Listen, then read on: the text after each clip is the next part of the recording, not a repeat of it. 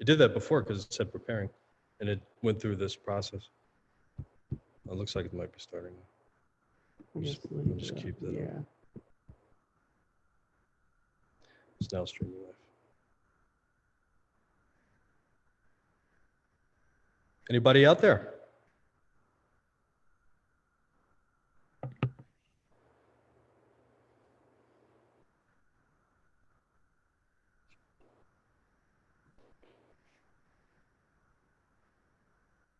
Kirk, do you see it? Can you help me get it up here so that I can see comments? Hi, everybody. Here we're live. Please write in to let us know that you're out there and everything sounds good. And we're going to check our sound. We're live broadcasting from two places, from Barren Ridge Vineyards and also the American Shakespeare Center. We have an actor there. Brandon Carter, unfortunately, could not be with us today. He had a death in the family and wasn't able to at the last minute, so he's very sorry, but we send him our best wishes and good feelings, good vibrations, all that stuff, so that he feels better, and wish him well.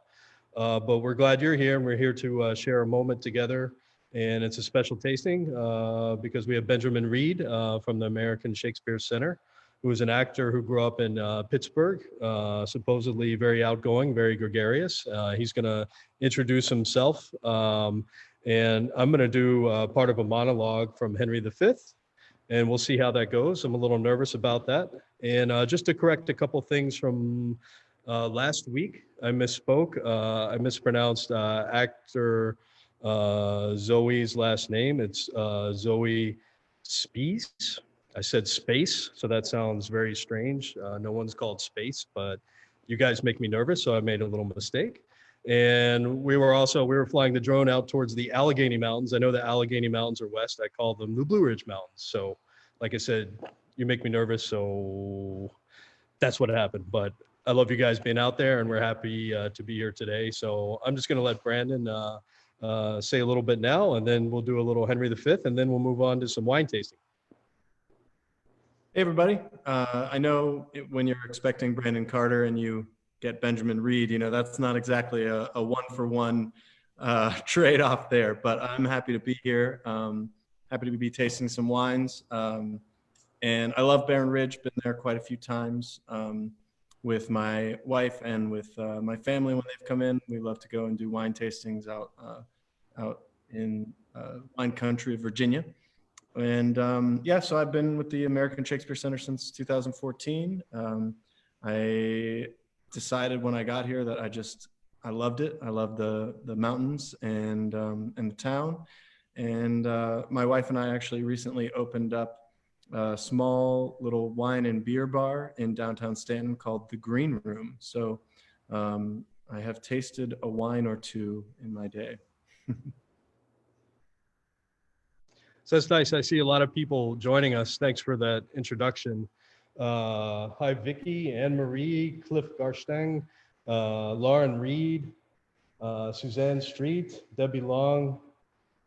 Thank you all for joining us. Sorry, Carol Wagner. Love to see you guys on there. If you guys have any questions as we go along, or you wanna ask questions of the Blackfriars or me, feel free. But we're happy you're out there today. And so we're going to be doing, we're working with the American Shakespeare Center on a few different projects. And this is kind of the first one. Zoe Spies is doing a masterclass and doing some cooking, and she's doing some wine pairings with us. She's tasted our wines, and we're guiding her to do wine pairings. And supposedly those are going very well. She does her second class on Monday, and a lot of the different actors are doing different master classes. They're all closed, so they've already started, but I think Benjamin Reed, you're a fight coordinator, aren't you, Benjamin? Yes, I am. I've been fight captain and fight choreographer for the Ren seasons for I think the past 3 years. So we're doing a little virtual fight club. Got some students, and we're just learning some unarmed stuff and doing a little sword play, socially distant, of course.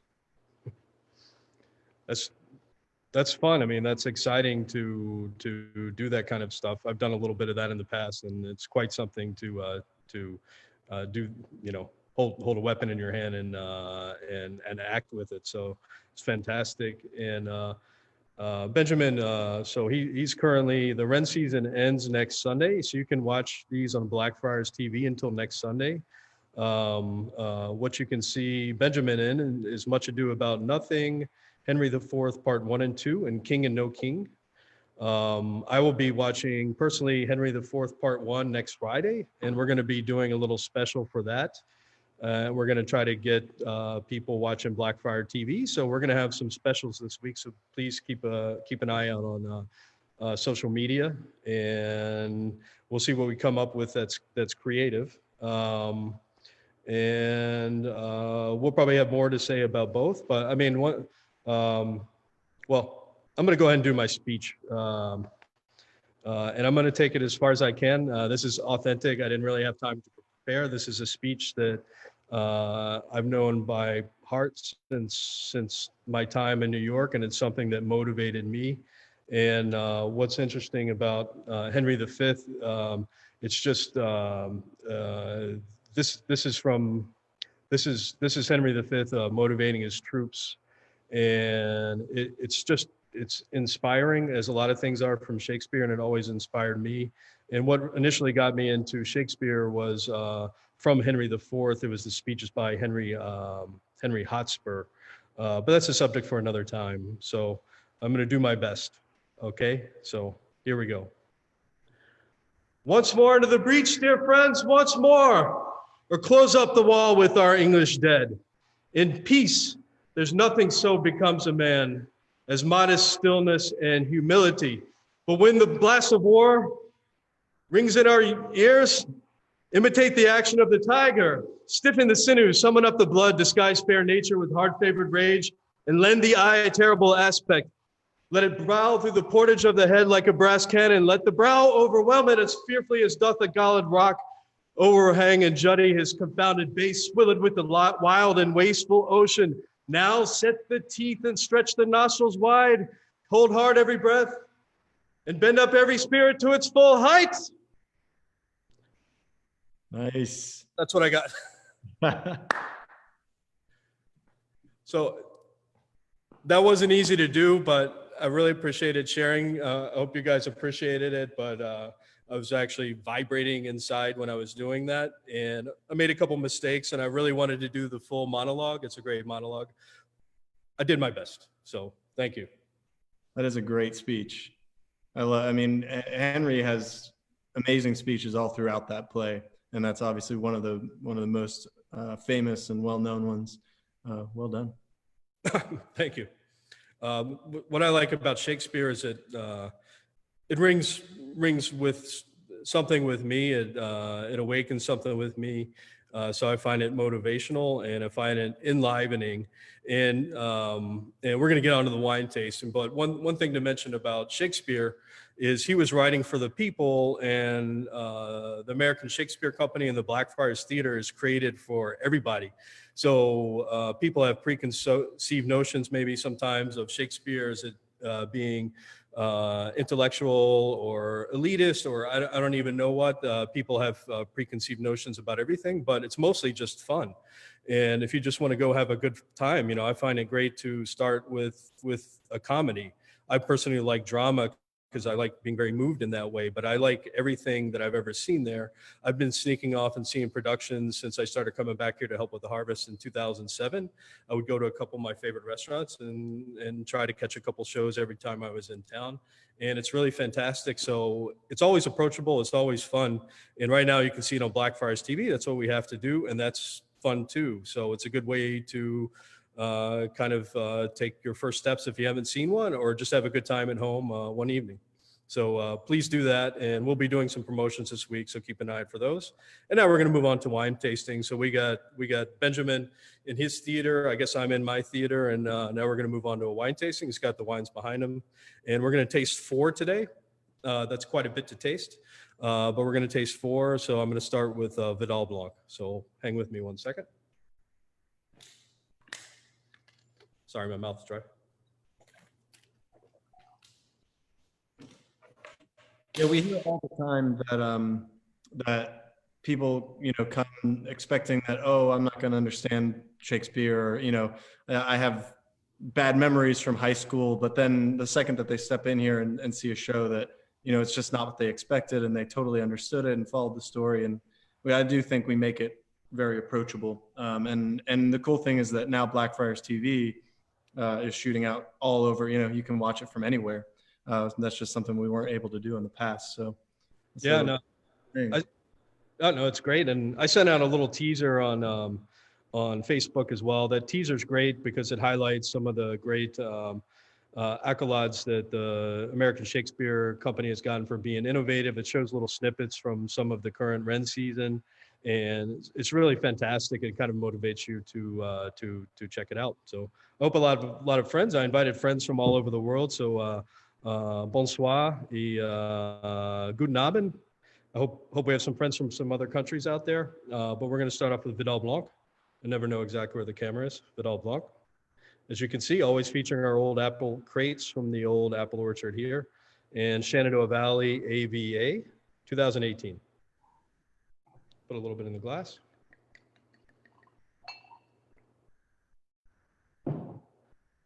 So I sent you all some tasting notes too.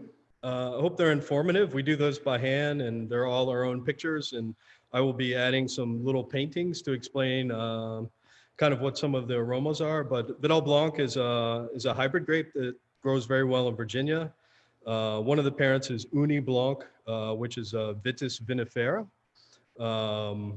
grape varietal, so European grape varietal. Another one is Rayon d'Or, which is another hybrid grape, and it was originally conceived to be perhaps a cognac grape, but it happens to grow very well in Virginia.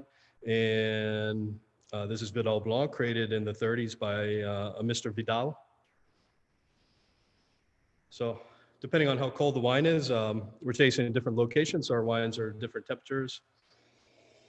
Well, I'm gonna let Benjamin. I'll put Benjamin on the spot and let him explain what he thinks, and then I'll say a little bit about it. But one thing I can tell you right now in advance, it's a little, it's basically a wine with good acidity and good sugar levels. So it ripens well and maintains acidity, and it holds up and has thick skins, and it's very good in cold climates. So it's an interesting grape, and it can be a little bit like Riesling in some ways, but it's certainly a little heavier in the body. So I'll let Benjamin talk. Yeah, it's got a little like floral nose to it, and like you said, that acidity to me really comes through on the palate. Just very kind of crisp and clean. Doesn't linger too long. It's this is 2018, so 2018's they might be a little less fruity than they are in some years. Vidal Blanc, you tend to get a lot of aromatics in different areas. You definitely get some floral notes. You can get some minerality. You definitely get some kinds of citrus, and these are the typical characteristics. Some kinds of citrus and exotic fruits. And the wine is very versatile with that high acidity. You can make a lot of different styles of wine because the grapes can hang in the vineyard a long time. You can make a late harvest dessert wine. You can make a dry white wine, and they all taste good. They're very quaffable. They're easy to drink. They have a nice, easy drinking characteristic about it. And they go very well with food with that high acidity. And Benjamin's right. I tasted this earlier, and there was a lot, as it warms up, a lot more of the fruit aromas will come out. You'll get baked lemon, and you'll get some pineapple, and it'll get much more aromatic. Right now, you're kind of getting a fresh maritime, maybe a little sea breeze, which sometimes you get some saltiness from terroir wines, from minerality, sometimes characterizes itself as saltiness. And you're maybe getting a little whiff of fresh lemon now, and you definitely get some of the flowers that Brandon mentioned. But it goes well with crab and many different kinds of seafood, and it'll tame down spicy food, and it sips very well on its own. And it's really, I always say it's quaffable. It's because it can quench your thirst, and it's very interesting that way, and it's really worth trying. And it is a bit like Riesling, so give it a try sometime, just because it's really an interesting wine. Did you send along any oysters? Are they, did I miss those? Are they in the box? That would be perfect with this. I will. It's a little more profound on the. I just tasted it. It's a little more profound in the mouth. It's kind of big and round compared to a Riesling. Riesling can be fairly, we would say, schlank, kind of straightforward and lean. And this is a little bit rounder than a Riesling. You can look at it in the glass. It looks a little bigger. It's kind of a light golden color. But it's nice and round and spicy. There's maybe some pear notes in there, and it would definitely go well with shellfish, with oysters, just like Riesling would. There's a little bit of minerality, like crushed stones or something like that, and just some kind of white spice, like I guess nutmeg or white pepper, something like that. So it tastes good, and it's just very easy to drink. And eventually, as this warms up, you'll get a little juicy grapefruit or juicy orange, and some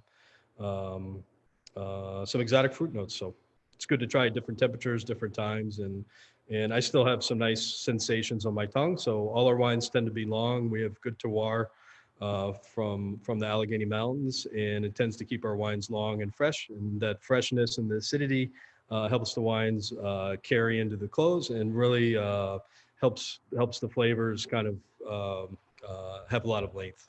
All right, so that was the first wine, Vidal Blanc. The fruit definitely came out, like you said. I mean, as it warmed up, it was pretty cold when I poured it, and just from first sip to the third or fourth sip, I mean, definitely the fruits just started to kind of expand and open up. Yeah, they can actually get pretty big and aromatic, especially when they get warm, and they taste good as they warm up too. Yeah. But cheers, Benjamin. Nice trying some wine with you. Yeah, virtually. I imagine, Benjamin, probably you have to try a lot of wines just with your business, but it sounds like you drink wine at home and like it with food and everything. So. Yep, one of my favorite quotes is that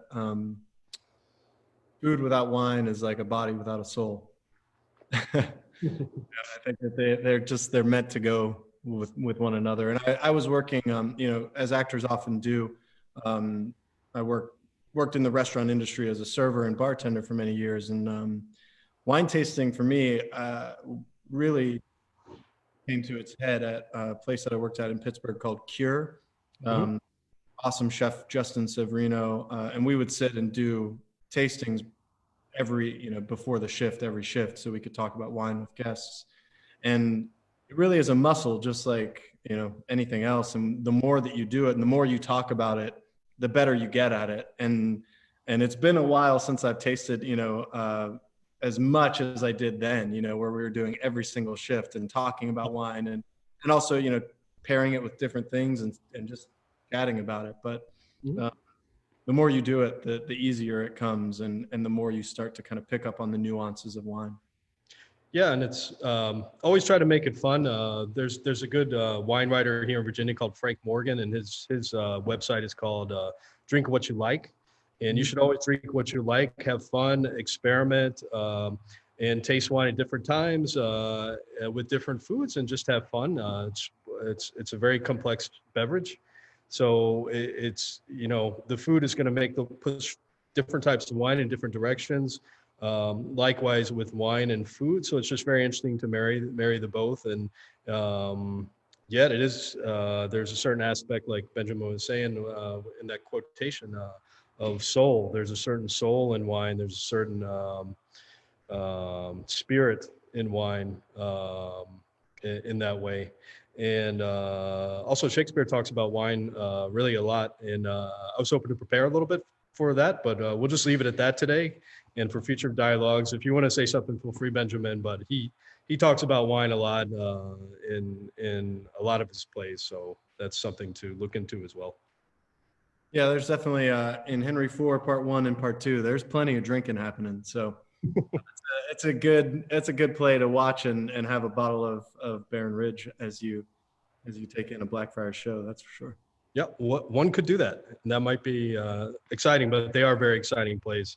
So I just forgot something. I'm stepping off for 1 second. We're going to go ahead and pour the next wine, Tinkling Spring. So pour your next wine, Benjamin, and I'll be right back.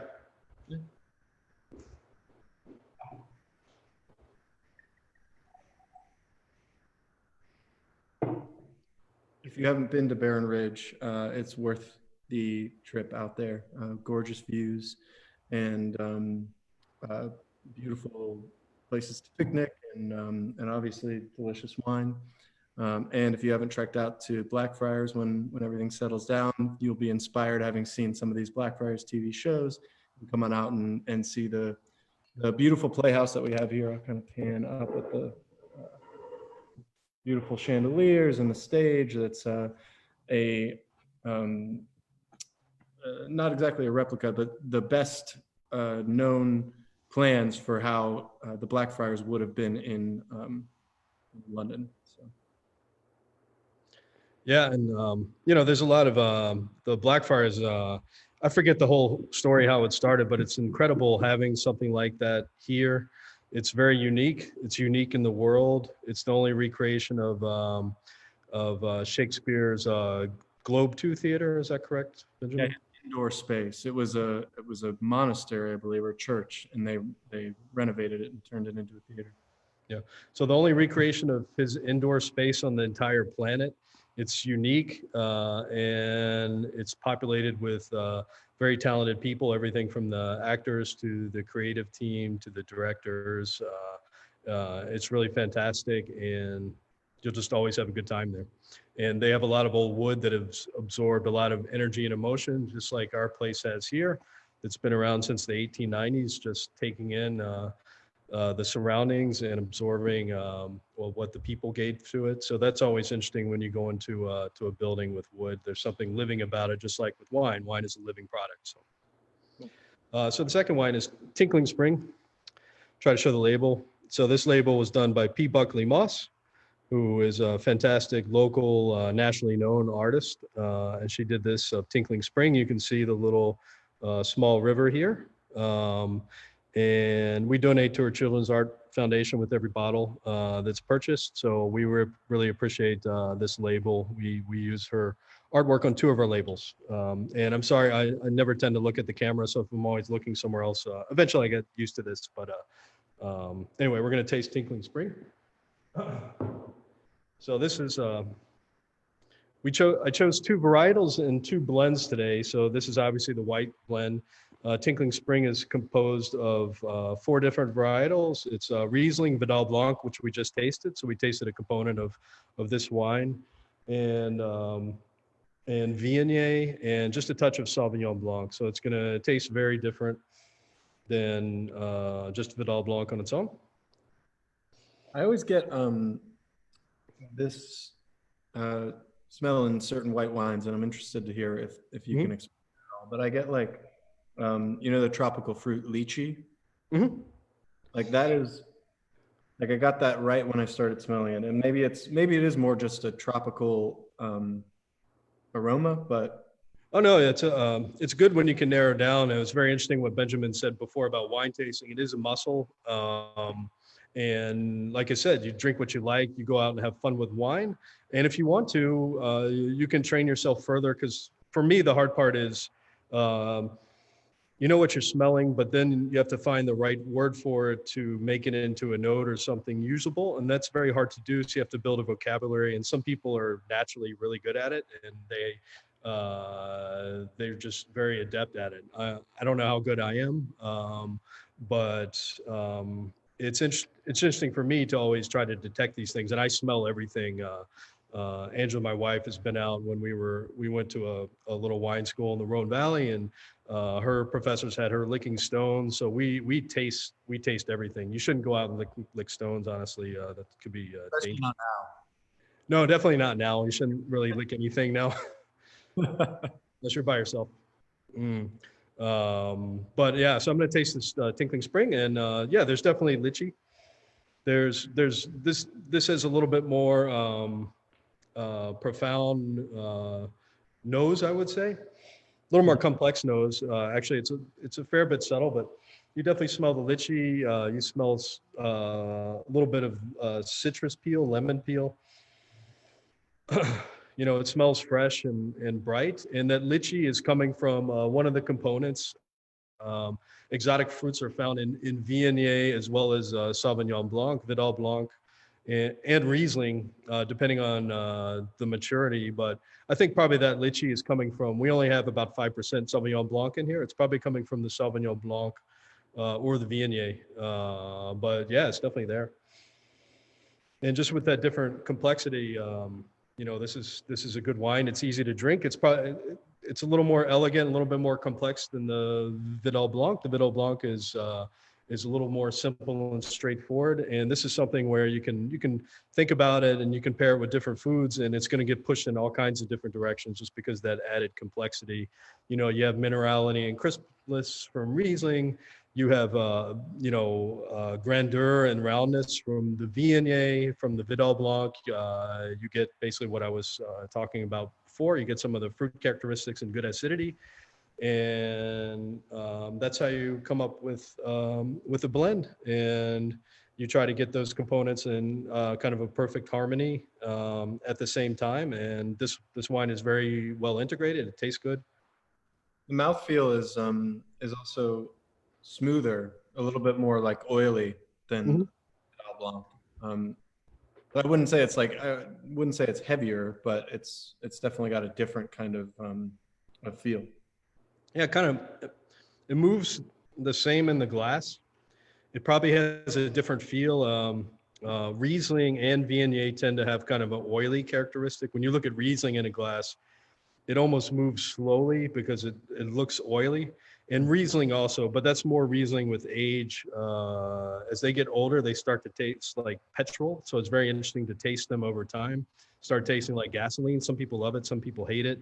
But Riesling ages very well with that high acidity, and probably that body character is coming from the Viognier. Yeah, So, I feel like Riesling is one of those varietals that gets kind of a bad rep because it can be really sweet. But it isn't always. And you know, I think sweetness too is another thing that gets a bad rep. That, you know, like I think wines that have a little bit more sweetness, a little bit more residual sugar can be great when they're paired with the right food. Sure. But you know, that's something that I learned too, of just that the right pairing is really what you're looking for. And some foods are going to ask for a wine that has a little bit more sweetness to it. And some foods are going to want something that's totally, you know, bone dry.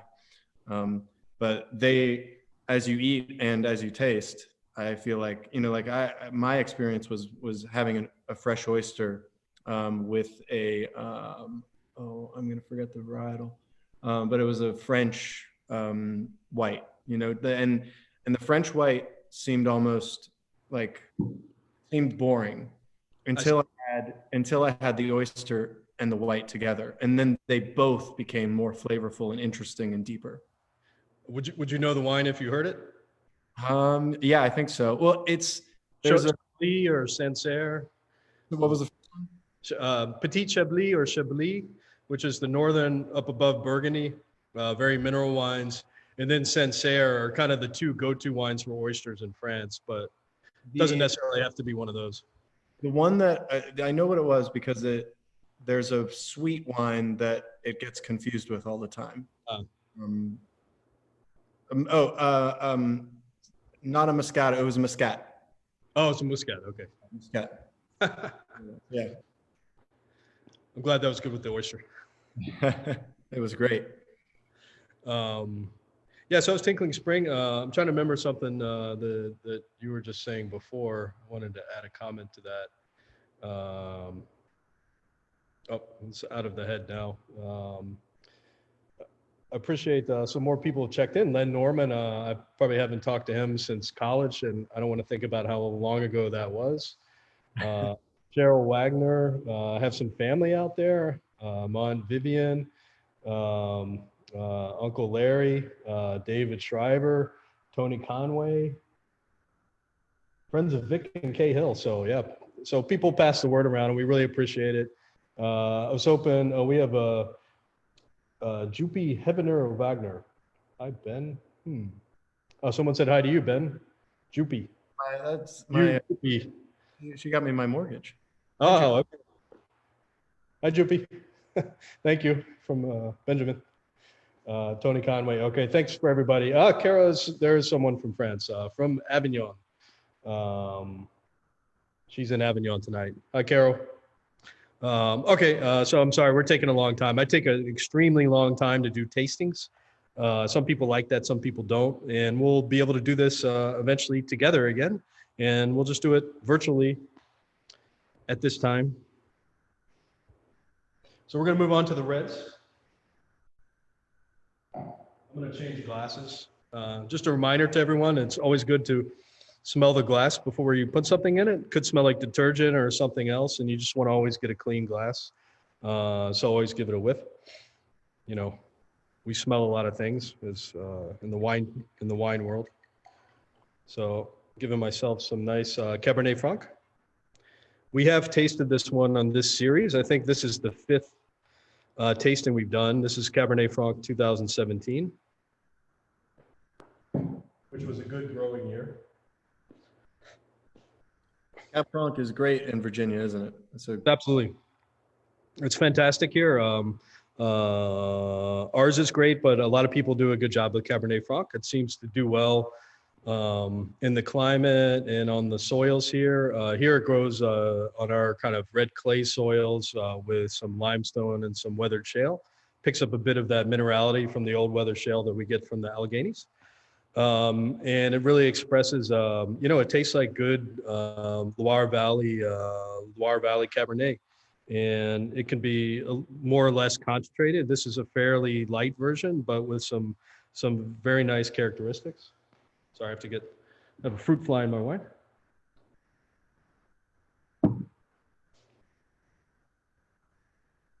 Cab Franc always makes me think of cherry Coke. Like there's something about the way it smells. Yeah, it has kind of it can definitely have some cherry flavors. I understand because you get some sweet, I get sweet fruit. I might not get the cherry Coke, but some real sweet fruit. And one of the interesting things about Cabernet Franc is you get a real floral note often on Cabernet Franc and other red wines too. But Cabernet Franc is particular for that, for its notes of violet or rose petal. And you definitely get that on this wine. And what's great about Cabernet Franc is its structure. It's well structured, good with food. It's light, elegant. It can be somewhat playful, but it can be a little bit more serious too. And this one's just a good one. It's a beauty. It's earthy. It's floral and has beautiful fruit on the nose. Delicious.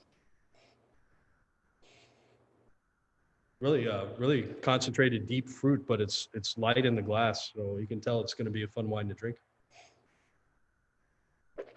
Yeah, I find a lot of people at the Green Room really are interested in big, bold, heavy reds. That's kind of what people always reach for. But there's so much to offer from a light-bodied red, and there's they're not weaker. I think that's a misconception too, is that they're somehow not as flavorful. And really, I mean, there's so much flavor in this. Yeah, it's very long. You can really taste some of the earthiness in the wine, and I actually taste something floral. You don't often taste something floral, but it tastes like a candied flower, like a candied violet. It's really beautiful in the middle of the tongue. Just beautiful kind of light candied fruit notes. It's very rare. So it just means it's a well-made wine, lots of depth and character, and it's fairly easy drinking and approachable. And I think that one of the reasons for having wine tastings is for people to discover what they like. And people in my 20s, I definitely loved big, bold wines, pretty much as spicy as you get. I probably wouldn't be terribly fond of them now, because if you drink one of those, usually it has a high alcohol, and they can taste good, but they overwhelm everything that they're paired with. And, they could taste pretty good if you're drinking them by themselves. but you don't have the finesse and the delicate nature of this. This is something fine and from a higher world, but that's for people to discover over time. Let them try some different wines at the green room, and maybe eventually they get around to liking this, either with food or without food at some point. And then the more you travel and get out, you can also travel by tasting wine. So taste wine, learn where it comes from, and you can kind of get to know the world in that way too, and get to know other people. So it's one other good thing about wine. It is important to just, drink what you like and taste new things and be open-minded is something that I've found is, there's a whole world of flavors out there, and nobody knows everything, and so if you just stick to what you know, then there's a lot of things that you could discover. And maybe this is a metaphor for also Shakespeare and new experiences, but it's true in wine as well. And that, yes, you learn the things that you like, but I was even talking to one of my reps about how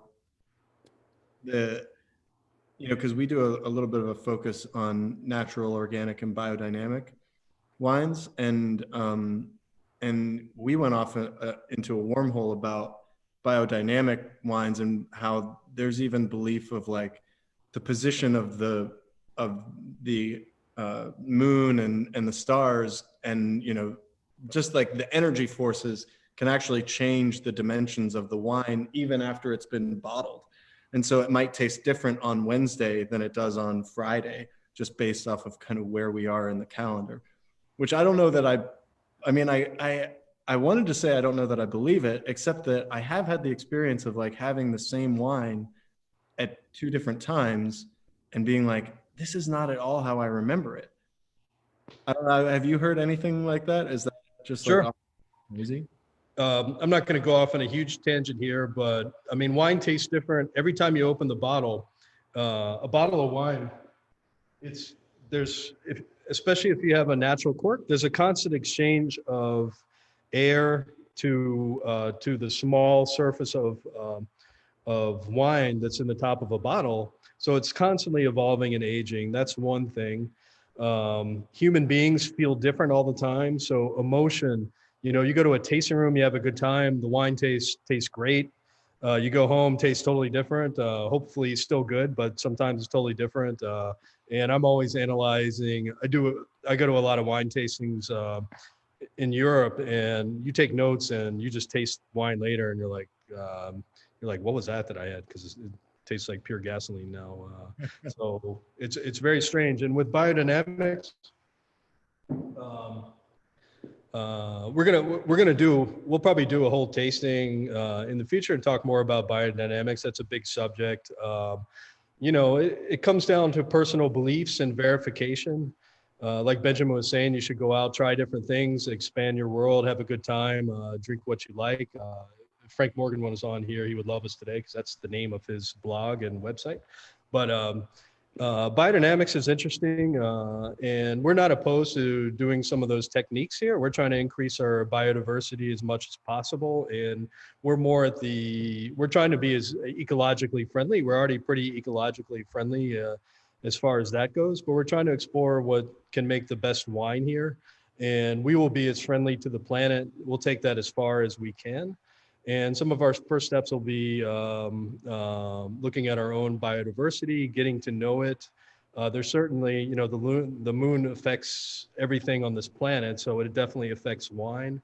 There's lunar phases where, we've had winemakers here where the wine was bubbling out of the barrels and they didn't know why. And it was likely because of the lunar phase. I've worked with a lot of biodynamic winemakers, and I've seen that happen in France, and they explained that to me. So wine has a profound effect on everything. And there's a thought: if we had to pick one idea and try to do that this year, it's when we bottle, because there's certain lunar phases and phases of the biodynamic calendar. There's a flower phase. So the flower phase of the biodynamic calendar are when all the flowers are active, all the yeast are active, and everything's active. That means your wine becomes active. So if your wine's becoming active, you're going to have active bacteria, and everything living that's still in your wine is going to be active. So if you bottle on that date, your wine is going to taste totally different. It's not only bacteria, it's yeast, it's everything that's in a wine. Wine is a living organism. All that stuff's going to be active, and it's also those different kinds of aromas are going to be in your wine, and they're also going to be coming out of the top of the bottle, because this bottle's like active, it's moving, and there's going to be more exchange coming out of the wine. So that's definitely when you don't want to bottle if you believe in the biodynamic calendar. But you have to go out and observe and see if you really believe these things or not, and see what you find out is true, and see what's best for you. And it's importantly here, we have a very particular climate with some pests and climate characteristics that are very difficult to deal with. So we have to be very careful about how we operate. So we would take a measured approach, a long-term approach, and we'd probably have a plan this year to make small advancements, and then a 5-year plan to make a bigger advancement and see where we can get, and also meet other like-minded winemakers. We're planning to go to see 2 or 3, and they're going to teach us about building kestrel boxes and stuff like that for different birds. So we're going to learn as much as we can. And that's a great thing about the Virginia wine industry. We're all in this together, and they're very user-friendly, and a lot of people have helped me. I haven't even been here a year, but they've helped me to understand a lot of different things. And I've been to some different vineyards at an open invitation, so it's really fantastic. It's probably like being at the Blackfriars, one big happy family all the time. Yeah. Anyway, so that's Cabernet Franc. We're talking a lot, so I'm going to move on to our Meritage. And Benjamin has not tried our Meritage, so this is interesting. Honestly, I haven't tried it very much either. So this is the Meritage label. Let's see if I can get it right. 2015, so it's had some time in the bottle. And, black label to just kind of highlight the quality. And this is our top end wine. And Meritage is a name for a Bordeaux blend created by California. And it's a combination between 2 words, merit and heritage. So most people think the correct pronunciation is Meritage. I used to say Meritage. People say all kinds of things, and I think people should drink what they want and say what they want, but most people think it's Meritage. And so that's it. So I'm going to put a little in the glass.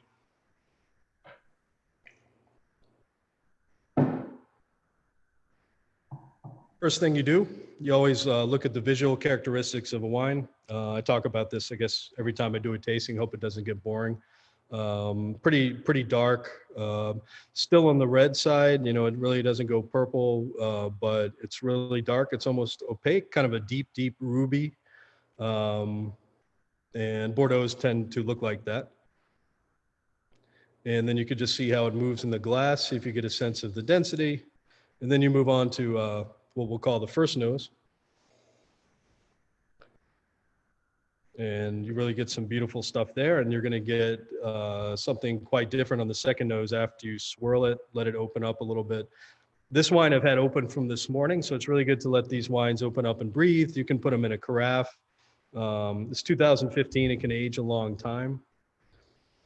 But on the first nose, I had a lot of floral notes and a lot of complexity and a lot of clear, very concentrated fruits. And maybe even some jammy notes, which I didn't detect earlier when I tasted this wine. I'll let Benjamin talk a little bit as I kind of ponder what I'm doing here. So what, I guess I'll ask you, what is it about the aeration? Like, why does that, so I know that this has been in a bottle since 2015, and so we're reintroducing it to the air. So what does the oxidation do to the wine? I wish I could say you're breaking up right now, because that's a hard question. It's a hard question. That's why I'm you. Yeah, no. Well, it's all a lot of it's chemical. So you have one of the most complex things on the planet in a glass, and it's reacting with things of the atmosphere. So it's undergoing the there's 2 principal reductions in chemistry. Oxidation and reduction. And what you have once you open the bottle, typically you have an oxidation process So you have O2 reacting with all the different molecules are on here. So they're combining when they can and releasing energy and changing, and that's changing. You have these chemical formulas of the different um, aromas and tastes that you have in wine, and they're all actively changing. So there's probably, I mean, there's people that know a lot about this. There's whole schools based on this, and people that do professional evaluation that could probably speak a lot more. But the evolution of wine in the bottle and in the glass, it's very technical, and it's a little bit mystical, and a lot of people don't know. So it's something very interesting to talk about, and it's always changing. And every glass of wine is always different because every season's different, and every vintage is different, and the conditions are different, and so you're drinking kind of a unique product. And here in Virginia, we try to make them as a unique product, not really a consistent product. They're always a product of the vintage and the particular wine. So it's really interesting that way. We're not making wine for the mass market, where it's consistently the same every year. That can be great too, depending on what you're doing. But I like tasting what's different. So I didn't probably answer your question very well, but I have the same question. And it's always good to find people that know more. I have a lot of general knowledge, and I've had my hands on in a lot of different areas of wine and viticulture, winemaking, and everything. But there's people that know a lot more about that. So, but it comes down to chemistry, call it chemistry, and a little bit of something else that is hard to understand, a little art and chemistry mixed together. And, Yeah. But it's a good question to keep asking people. Right. I mean, I think that's the thing too, of just with wine, is kind of accepting that there is a whole world of knowledge, and people who spend their entire lives studying and working on it. And so when you embrace kind of the magnitude of it, and the fact that there is, there's no end to what you can learn about wine, and about what's happening, and about how it's made, and what the chemistry is, like you were talking about. I think that if you're the kind of person who can be okay with not knowing everything, but still curious and interested in learning more, then it's a great thing, because there's always something else to kind of discover and to look into with wine.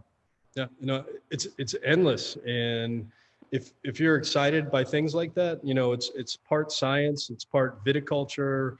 Part of viticulture is watching nature. We have years where we base our crop estimates on something like acorn pressure in the woods. Acorn pressure being how many acorns are in the woods and how many animals are going to come out of the woods to eat our grapes. So you're constantly looking at nature, looking at the life cycle, looking at the season. Our viticulturist, Mark McCune, he's been doing this about 10 years now, so he learns something new every year. This year we lost 50% of our Chardonnay, and a lot of Virginia wineries, we have frost problems. A lot of the wineries in the Shenandoah Valley really got hit hard with the early varietals. We're not too bad here, but we did lose 50% of our Chardonnay and some of our Merlot and Cabernet Franc, and it is farming also. And over in Charlottesville, they really had a hard time with frost, and also all the way into the east towards the beach.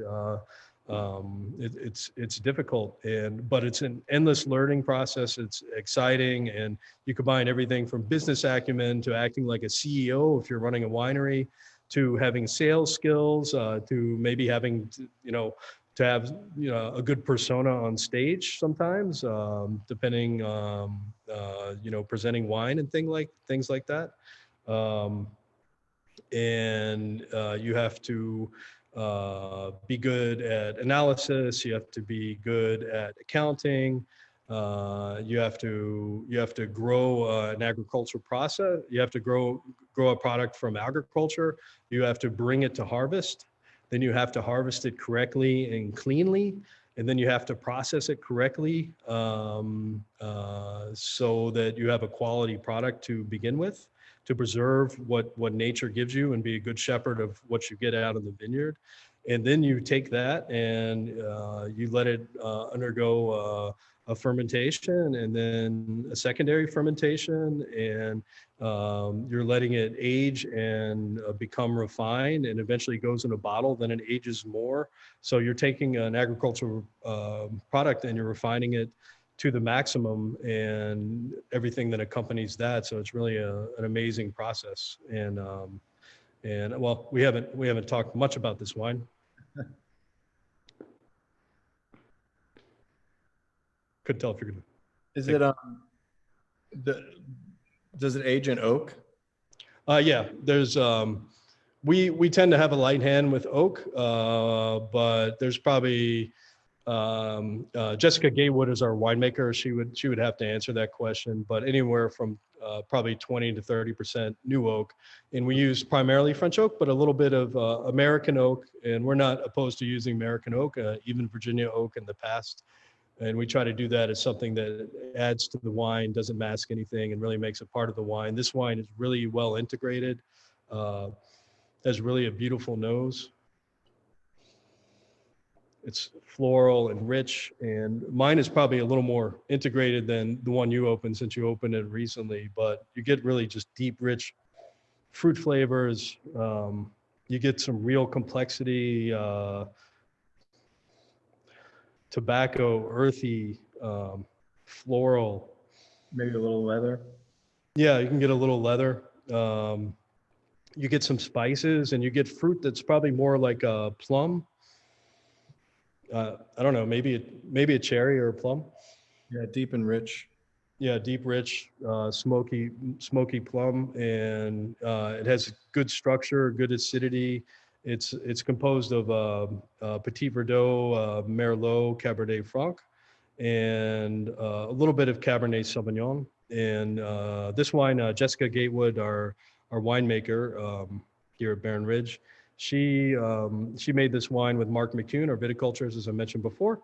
They won the first annual Shenandoah Cup, which was held last year. They took top honors there, and this took a silver in the Governor's Cup. So other people thought highly of it too. And it's a fantastic food wine. We'll definitely put out a recipe in the future. I put a couple suggestions, but anything you cook for a long time, any kind of stewed meats or anything that's complex, this would go with the kind of its smoky notes. Anything like a roast duck with the kind of fruits that go with this, roast duck with berries or oranges or prunes, things like that are going to marry extremely well with this wine. And I haven't tasted it on camera yet, so let Ben, you got something to say about this?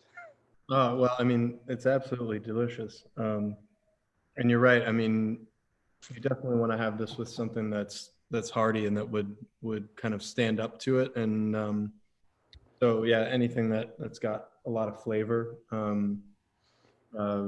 the richness to it. I think, like if you're thinking about food to pair with this, anything that's got kind of, like you said, a depth of flavor and richness. I mean, I'm thinking of like tomato sauce that's been on the stove all day long, like that. Sure. Yeah, anything really developed.